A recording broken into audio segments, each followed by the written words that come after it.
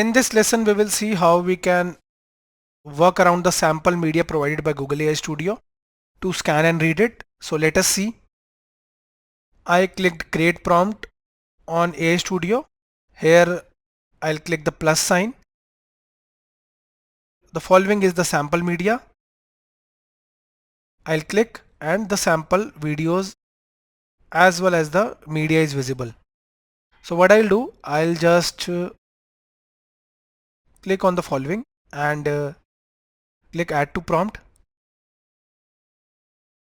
Can you suggest similar images?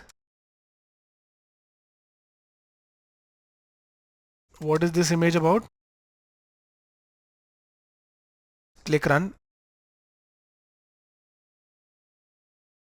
Okay, so it read the image completely.